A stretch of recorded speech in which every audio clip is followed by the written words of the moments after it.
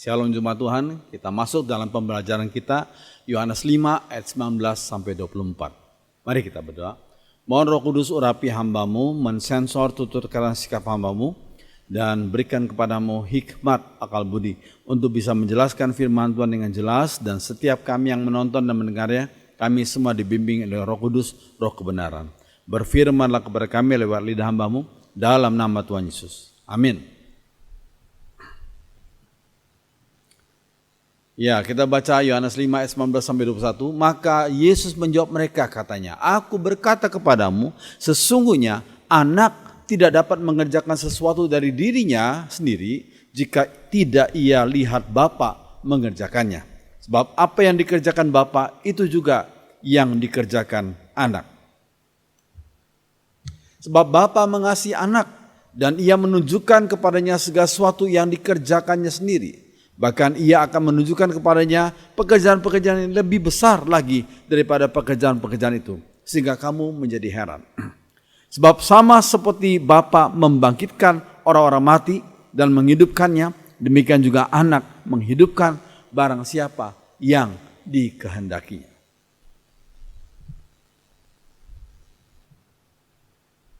Terus kalian kita baca ayat 22 sampai 24. Bapa tidak menghakimi siapapun, melainkan telah menyerahkan penghakiman itu seluruhnya kepada anak. Supaya semua orang menghormati anak sama seperti mereka menghormati Bapa. Barang siapa tidak menghormati anak, ia juga tidak menghormati Bapa yang mengutus dia. Aku berkata kepadamu, sesungguhnya barang siapa mendengar perkataanku dan percaya kepada dia yang mengutus aku, ia mempunyai hidup yang kekal dan tidak turut dihukum, sebab ia sudah pindah dari dalam maut ke dalam hidup.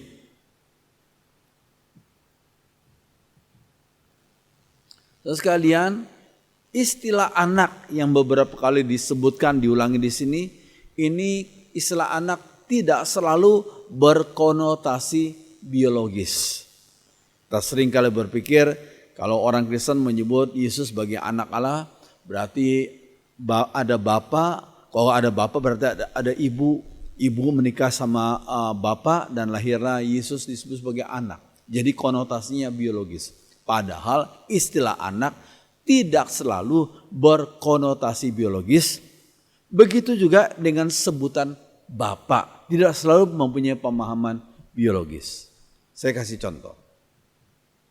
Ya, misalnya kita kenal anak tangga atau anak kapal atau sekoci itu. Ya, anak tangga. Bukan berarti tangga yang besar kawin nama tangga yang lain lahirlah anak tangga, bukan? Demikian juga sekoci, anak kapal. Bukan berarti kapal yang satu menikah sama kapal yang lain lahirlah anak kapal. Terus sekalian, anak kapal, anak tangga itu merupakan istilah, bukan dalam pemahaman biologis. Sebutan Bapa juga tidak selalu berkonotasi biologis, tapi berarti sumber hidup. Kita mengenal Allah Bapa sebab beliaulah sumber hidup itu. Juga Bapa mempunyai makna yang menopang kehidupan. Kita bisa ada sebagaimana kita ada karena Bapa di surga menopang kehidupan kita. Terus sekalian, ini suatu hal yang penting. Jadi istilah anak dan istilah Bapa tidak selalu mempunyai pemahaman biologis. Ya, Matius 6 ayat 31 sampai 32 dikatakan, Yesus berkata, "Janganlah khawatir dan berkata, apa yang akan kita makan, atau apa yang akan kita minum, atau apa yang akan kita pakai. Padahal Bapamu yang di surga tahu bahwa kalian memerlukan semuanya itu." Jadi kata Bapa di sini mempunyai makna sumber hidup. Bapa di surga yang kita kenal dalam nama Tuhan Yesus tahu bahwa kalian memerlukan semuanya itu. Maka kalau kita melaksanakan kehendak-Nya, masalah kebutuhan kita sehari-hari, Tuhan Allah Bapa di surga mencukupkannya. Puji Tuhan, puji Tuhan. Nah, Allah Bapa itu bersifat roh dan maha kudus. nggak bisa dilihat oleh mata manusia yang terbatas dan berdosa ini. Jadi nggak ada seorang pun di dunia ini dari dulu, sekarang sampai akan datang pernah melihat Allah Bapa. Sebab Allah Bapa itu roh adanya. Lihat Yohanes 4 ayat 24. Lagi firman-Nya, engkau tidak tahan memandang wajahku, sebab tidak ada orang yang memandang aku dapat hidup. Tidak ada orang yang memandang aku dapat hidup. Karena Allah itu roh adanya, Allah itu maha suci, tidak bisa dipandang oleh manusia yang berdosa ini. Ya. Jadi Bapa di surga yang adalah roh itu tidak dapat dilihat oleh manusia yang terbatas dan berdosa ini. Ya, saya kasih contoh. Terhadap matahari saja yang merupakan salah satu dari ciptaan Bapa yang begitu banyak itu. Matahari saja kita tidak bisa pandang kecuali pada waktu matahari mengalami gerhana. Itu pun hanya dengan memakai kacamata yang begitu tebal, begitu hitam, kita bisa melihat. Tapi melihatnya jangan kelamaan. Kalau kelamaan mata kita bisa jadi buta. Seperti yang saudara lihat di sini. Ya, matahari saja dalam gerhana kita hanya bisa melihat dengan bantuan kacamata yang gelap itu. Apalagi Bapa di surga yang menciptakan matahari. Ya, begitu mulia beliau. Tidak bisa kita lihat dengan mata telanjang. Iya, dengan mata telanjang tidak bisa, dengan menggunakan kacamata gelap pun kita tidak bisa, karena Allah itu roh adanya, ya. Dan Yesus Kristus yang adalah firman yang menjadi manusia telah menyatakan secara sempurna semua sifat-sifat Bapa yang tidak terlihat itu. Puji Tuhan. Yesus disebut sebagai anak Allah yang tunggal. Apa maknanya? Kita akan mempelajari beberapa hal berikut ini. Makna Yesus disebut sebagai anak Allah yang tunggal. Yang pertama, Yesus disebut sebagai anak Allah yang tunggal itu menunjuk pada inkarnasinya. Inkarnasinya. Sang firman telah menjadi daging. Inkarnasinya. Yohanes 1 ayat 14. Firman atau logos itu telah menjadi manusia. Telah menjadi saks daging. Dan diam di antara kita, dan kita telah melihat kemuliaannya, yaitu kemuliaan yang diberikan kepadanya sebagai anak tunggal Bapa, penuh kasih karunia dan kebenaran. Ya, status Yesus pasti berbeda dengan status umat Tuhan sebagai manusia ini. Apa bedanya? Iya, Yesus adalah anak tunggal dari Bapa, anak tunggal dari Bapa.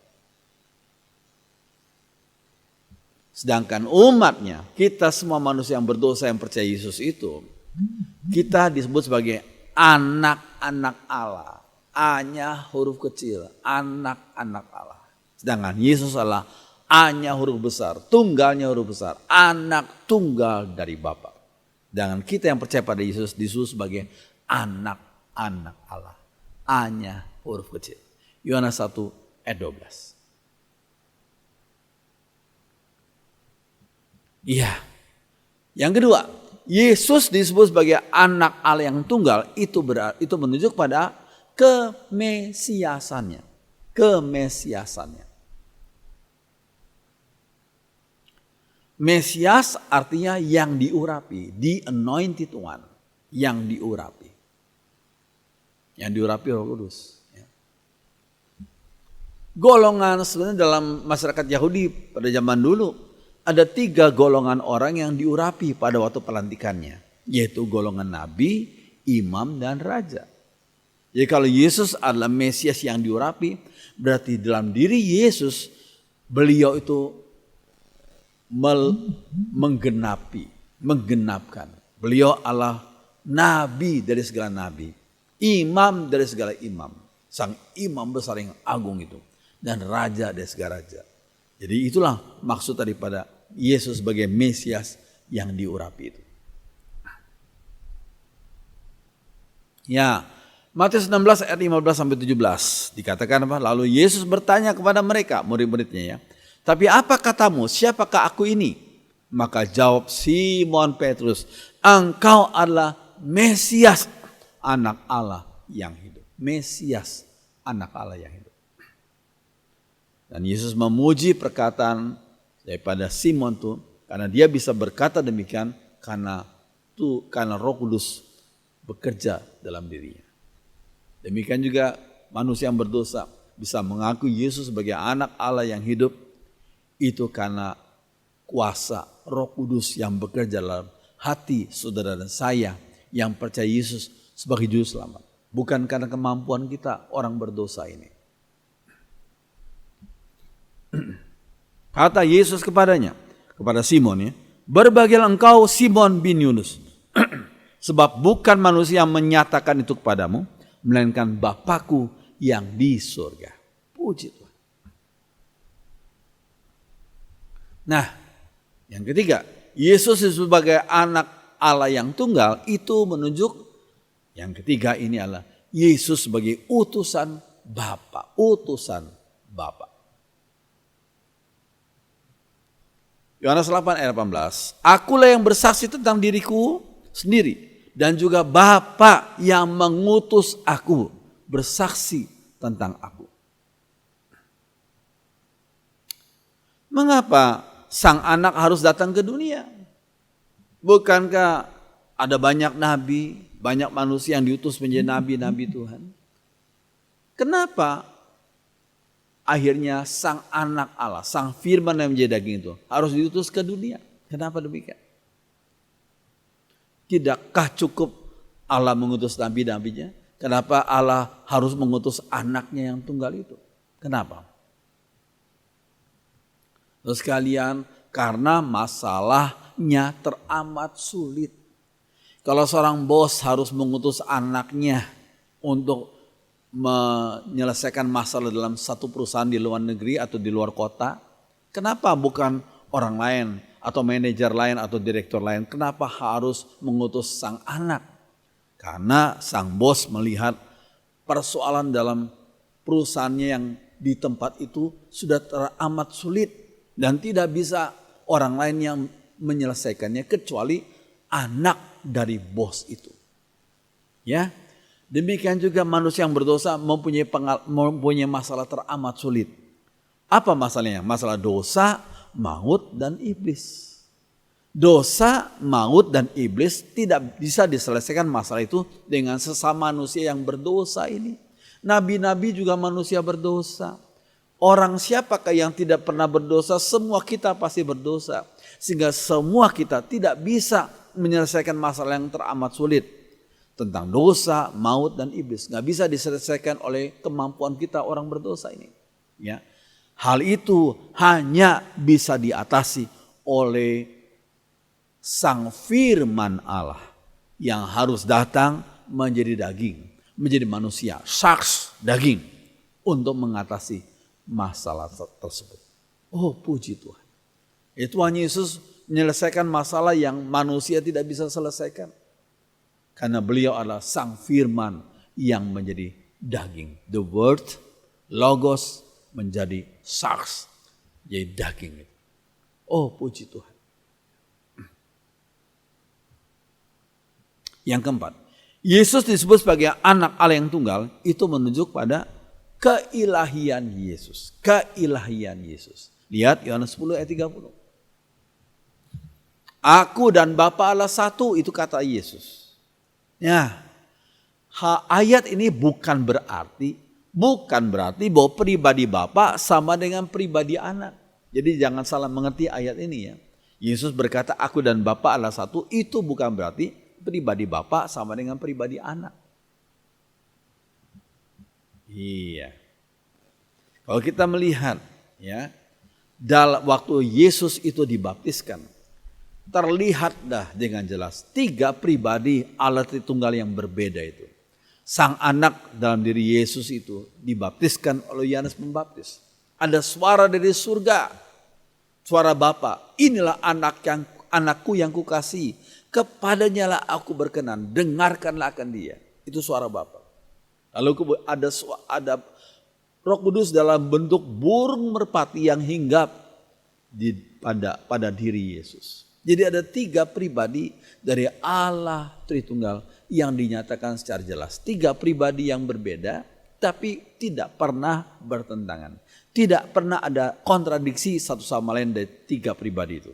Ya, segala sifat, rencana, kehendak, perbuatan 3 pribadi itu menjadi satu.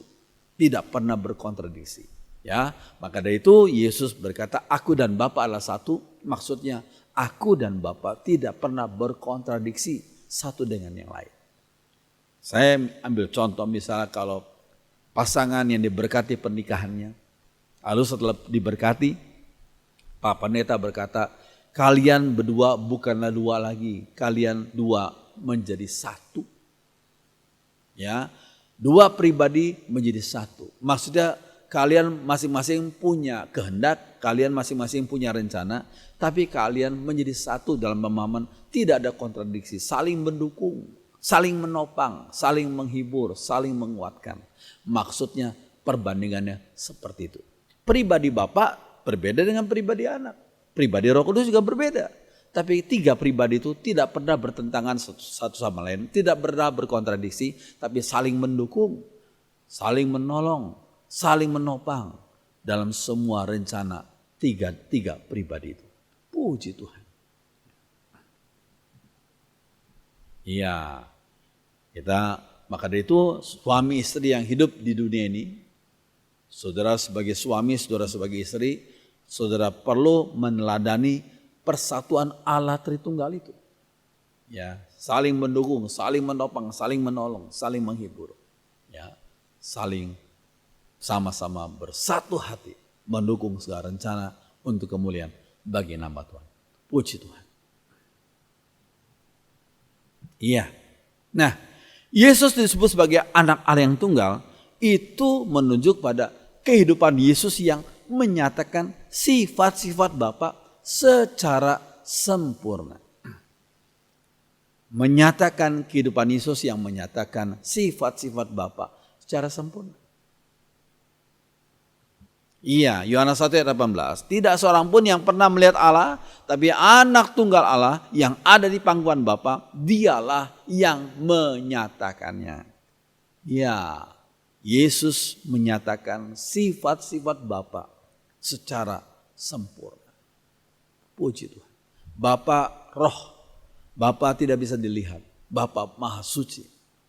Tapi semua sifat Bapa dinyatakan dalam diri Yesus, dalam kehidupan Yesus. Semua kehendak Bapa dinyatakan dalam segala firman Yesus. Ini suatu hal yang penting sekali. Ya, tidak seorang pun yang pernah melihat Allah, tapi anak tunggal Allah yang ada di pangkuan Bapa, dialah yang menyatakannya. Puji Tuhan. Yohanes 14 ayat 9b. Barang siapa telah melihat aku, ia telah melihat Bapa. Bagaimana engkau berkata, tunjukkanlah Bapa itu kepada kami. Maksudnya kehidupan Yesus, perkataan Yesus, sikap Yesus sungguh-sungguh menyatakan sifat daripada Bapa yang Allah roh adanya itu. Puji Tuhan. Segala kehendak Yesus menyatakan kehendak Bapa yang Allah roh adanya itu. Puji Tuhan. Nah, yang keenam, Yesus disebut sebagai anak Allah yang tunggal, itu berarti menunjuk pada Yesus sebagai pewaris segala kuasa Bapa. Pewaris segala kuasa Bapa. Iya, ini kita ketahui dari waktu peristiwa Yesus sebelum beliau naik kembali ke surga. Dan akan datang kembali pada hari kiamat nanti ya. Pewaris seperti seorang anak mewarisi kuasa dari orang tuanya. Kalau orang tuanya jadi bos, maka kuasa daripada orang tuanya diwariskan kepada anaknya. Matius 28 ayat 18. Yesus mendekati mereka dan berkata, kepadaku telah diberikan segala kuasa, bukan separuh kuasa, tapi segala kuasa di surga dan di bumi. Jadi luar biasa Yesus itu. Maha kuasa. Ya, kepadaku, kepada Yesus telah diberikan segala kuasa di surga dan di bumi. Jadi siapa yang mengikuti Yesus tenang saja. Walaupun masalah tantangan kita hadapi sama seperti orang lain di dunia ini. Tapi kalau Tuhan Yesus beserta dengan kita, maka Tuhan Yesus yang punya segala kuasa di surga dan di bumi akan menolong, menopang melalui kuasa Roh Kudusnya. Puji Tuhan. Ya, Yesus sebagai anak Allah yang tunggal itu menunjuk pada pribadi yang diberi kuasa untuk menghakimi. Pribadi yang diberi kuasa untuk menghakimi. Ya, Yohanes 5 ayat 22. Bapa tidak menghakimi siapapun, melainkan telah menyerahkan penghakiman itu seluruhnya kepada anak. Ya, Bapa tidak menghakimi siapapun, melainkan telah menyerahkan penghakiman itu seluruhnya kepada anak. Jadi itu yang terjadi pada waktu Yesus datang kedua kali nanti. Pada waktu Yesus datang yang pertama 2000 tahun yang lalu, Tuhan Yesus datang sebagai juru selamat. Bagi siapa yang percaya pada Yesus, dosa-dosanya dihapuskan, dosa-dosanya diampuni, dan orang itu diberikan hidup kekal. Tapi pada waktu Yesus datang kedua kali nanti pada hari kiamat, Yesus akan datang sebagai hakim yang agung bagi seluruh manusia yang pernah hidup di dunia ini. Ya, karena segala kuasa menghakimi itu sudah diberikan kepada Yesus, anak Allah yang tunggal itu. Oh, puji Tuhan. Ya, Yesus adalah sebagai anak Allah yang tunggal itu menunjuk pada sang pemberi hidup kekal. Sang pemberi hidup kekal. Lihat 1 Yohanes 5 ayat 11-13. Dan inilah kesaksian itu. Allah telah mengaruniakan hidup yang kekal itu kepada kita. Dan hidup itu ada di dalam anaknya. Barang siapa memiliki anak, itu Yesus, ia memiliki hidup. Barang siapa tidak memiliki anak, ia tidak memiliki hidup. Ini penting sekali. Setiap saudara dan saya butuh dan sangat butuh akan hidup kekal. Oh saudara, kalau saudara butuh itu, tidak ada pribadi lain yang bisa memberikan saudara hidup kekal kecuali percaya pada Yesus, sang anak Allah yang tunggal itu. Itu 1 Yohanes 5 ayat 11-13 mengatakannya. Ini bukan perkataan Robi Setiawan, tapi perkataan daripada firman Tuhan itu sendiri. Oh puji Tuhan.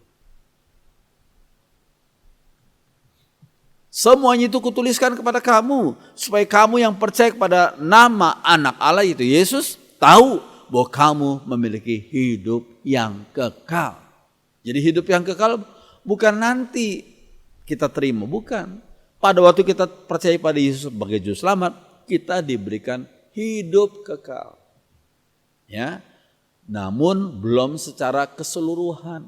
Seperti kalau kita melihat mungkin istri sedang masak, dia akan berkata, cukup asin, cukup manis kah ya? Papa, sini Pak, coba kamu cicipi dulu. Mencicipi berarti 1 sendok sayur itu yang sedang dimasak itu dicicipi. Kita cicipi, cukup asin, cukup pedas, cukup manis. Lalu kita berkata, oh cukup. Itu mencicipi. Mencicipi cuma 1 sendok. Tapi kalau makan ya 1 piring atau lebih. Ya, kita di dunia ini yang percaya pada Yesus baru mencicipi hidup yang kekal. Ya, belum kita terima hidup yang kekal secara keseluruhan. Nanti keseluruhan itu akan kita terima waktu kita ketemu Yesus di surga. Puji Tuhan. Roh kita akan diterima di surga, dan pada waktu Yesus datang kedua kali, Yesus akan memberikan kita tubuh yang baru, tubuh kebangkitan, tubuh yang penuh dengan kemuliaan, tubuh yang tidak akan sakit, tidak akan mati lagi. Tubuh itu tubuh kebangkitan. Puji Tuhan. Ya, Yohanes 5 ayat 24. Aku berkata kepadamu, Yesus berkata kepada kita, sesungguhnya barang siapa mendengar perkataanku dan percaya kepada Dia yang mengutus aku, ia mempunyai hidup yang kekal dan tidak turut dihukum, sebab ia sudah pindah Dari dalam maut ke dalam hidup. Puji Tuhan. Sudah pindah dari dalam maut ke dalam hidup. Hidup kekal dalam bahasa Yunaninya adalah aionios. Aionios berarti kualitas hidup seperti yang dimiliki oleh Allah. Apa kualitas hidup yang dimiliki oleh Allah? Allah tuh gak pernah sakit, gak pernah tua, gak pernah berdosa, gak pernah mati dan lain-lain. Jadi kualitas hidup seperti yang dimiliki oleh Allah itu diberikan kepada orang-orang yang percaya pada Yesus. Cuma masih dalam taraf foretaste, mencicipi, belum secara keseluruhan. Keseluruhan nanti kalau kita ketemu Tuhan di surga, ya, pada waktu kita dibangkitkan, kita akan diberikan tubuh yang baru, tubuh kebangkitan itu. Puji Tuhan. Iya. Nah, pertanyaannya mengapa umatnya yang sudah percaya Yesus masih mengalami sakit, masih menjadi tua dan mengalami kematian, seperti yang saya tadi ucapkan ya. Mengapa? Umat yang sudah percaya Yesus kan sudah dapat hidup yang kekal. Tapi kan kita masih bisa sakit, kita bisa jadi tua, dan satu kali kita akan mengalami kematian. Ya. Nah ini yang saya bilang dengan foretaste, mencicipi. Ya, mencicipi itu 1 sendok, belum 1 piring, apalagi 1 panci. Ya. Mencicipi itu 1 sendok. Kita yang percaya pada Yesus di dunia ini diberikan hidup yang kekal dalam skop mencicipi, dalam taraf mencicipi saja. Iya, karena sekarang ini umatnya baru mencicipi foretaste hidup yang kekal ini. Puji Tuhan. Iya, nah janji Tuhan yang ya dan amin tentang langit dan bumi baru. Lihat Wahyu 21 ayat 4. Ia akan menyekah segala air mata dari mata mereka. Kematian tidak akan ada lagi. Kesedihan, tangisan atau kesakitan pun akan tidak ada pula. Hal-hal yang lama sudah lenyap. Itu janji Tuhan tentang langit dan bumi yang baru. Ya, pada hari kiamat, pada waktu Yesus datang kedua kali. Ya. Ia akan menyekah segala air mata. Ya, maksudnya air mata di sini apa? Ya, kalau kita sedih kita keluar air mata. Kalau kita ketawa terlalu kuat ya, terlalu lama, bisa juga keluar air mata. Kenapa maksudnya menyekah segala air mata? Maksudnya tidak ada kesedihan di sana, tidak ada hal yang membuat hati kita berduka cita. Kematian pun tidak akan ada lagi di sana. Kematian artinya perpisahan. Kalau kita ketemu sama Yesus di surga dan kita akan terima tubuh yang baru ya pada waktu Yesus datang kedua kali, kematian tidak akan ada lagi. Tidak ada perpisahan antara tubuh dengan jiwa kita lagi. Tidak ada perpisahan antara kita dengan sang hidup, sang sumber hidup itu Allah itu. Ya, nggak ada. Karena kematian tidak akan ada lagi pada waktu itu. Ya, istilah maut yang kita tahu itu berarti keterpisahan. Ya, keterpisahan. Kematian rohani adalah keterpisahan dengan Allah, sang sumber hidup. Keterpisahan. Ya. Kejadian 3:3. Tapi buah pohon yang ada di tengah-tengah taman, Allah berfirman, jangan kamu makan ataupun rabah buah itu, nanti kamu mati. Maksudnya terpisah antara kamu dengan Allah sang pencipta itu. Yang kedua adalah kematian jasmani, keterpisahan bagian rohani dan jasmani dari manusia. Itu kematian jasmani. Setiap orang yang di dunia ini pernah atau akan mengalami kematian jasmani. Ya. Kejadian 5 ayat 5. Dan jadi Adam mencapai umur 930 tahun lalu ia mati. Maksudnya Adam mengalami keterpisahan antara bagian rohaninya, jiwa atau rohnya dengan tubuhnya yang kembali menjadi tanah itu. Ya. Yang kembali menjadi debu tanah itu. Oke, kematian kekal. Keterpisahan antara manusia dengan Allah, sang sumber hidup, itu kematian kekal. Lihat Roma 6 ayat 23. Sebab upah dosa ialah maut. Tetapi karunia Allah ialah hidup yang kekal dalam Kristus Yesus Tuhan kita. Maut arti di sini keterpisahan kita dengan Allah sang sumber hidup. Karena kita berdosa. Ya, karena kita berdosa. Tapi kita percaya, kalau kita percaya Yesus, ya kita mendapatkan hidup yang kekal itu. Oh, puji Tuhan. Iya, Wahyu 20 ayat 15 dikatakan, dan setiap orang yang tidak ditemukan namanya tertulis dalam kitab kehidupan itu, ia dilemparkan ke dalam lautan api itu. Bagaimana nama kita bisa tertulis dalam kitab kehidupan itu? Ya, melalui percaya kepada Tuhan Yesus, sang sumber hidup kekal itu. Tuhan Yesus yang telah mati, 3 hari kemudian bangkit dan tidak mati lagi. Tuhan Yesus itu yang bisa memberikan hidup yang kekal. Kalau kita percaya pada Yesus, nama kita tertulis dalam kitab kehidupan di surga. Oh, puji Tuhan.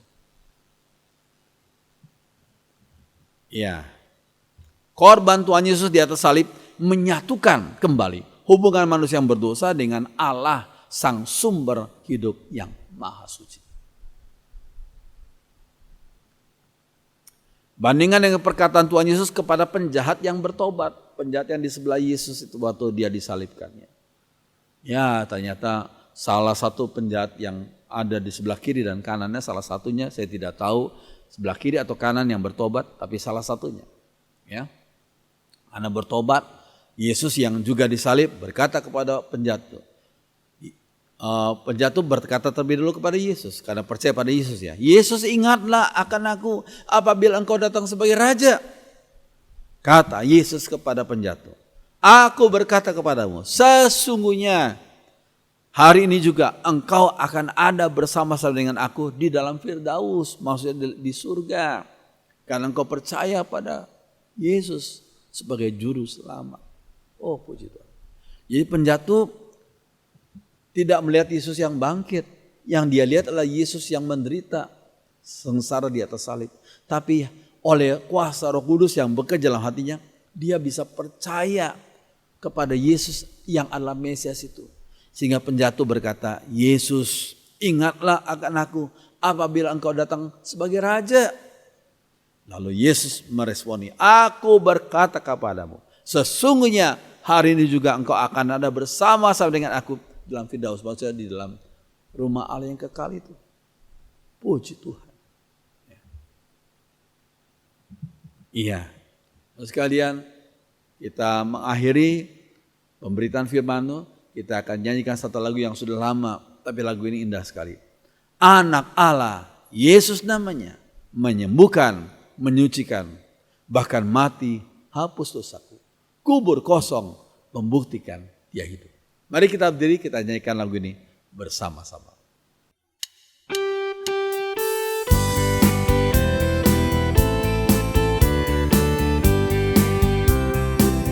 Anak Allah, Yesus namanya, menyembuhkan, menyucikan, bahkan hapus dosaku, kubur kosong membuktikan dia hidup. Mari angkat tangan kananmu, sebab dia hidup. Ada hari esok, sebab dia hidup. Ku tak gentar, karena ku tahu dia pegang hari esok. Hidup jadi berarti sebab dia hidup.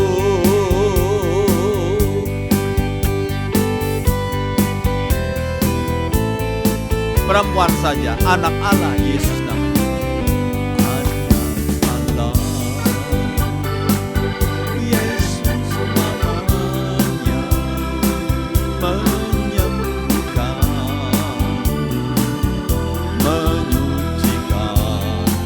ikhlas saja, bahkan mati. Hapus dosaku, kubur kosong membuktikan Dia hidup. Bersama-sama angkat tangan, sebab Dia hidup. Ada hari esok, sebab Dia hidup. Ku tak gentar,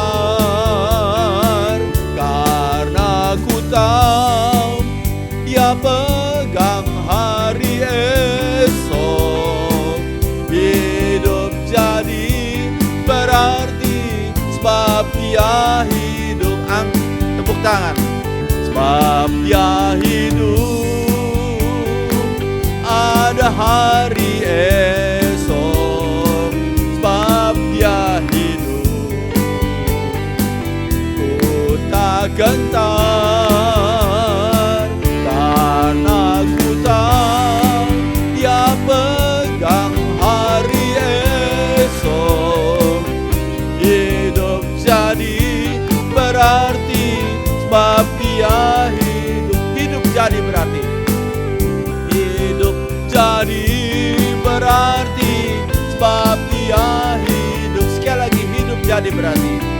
Hidup jadi berarti, sebab Dia hidup.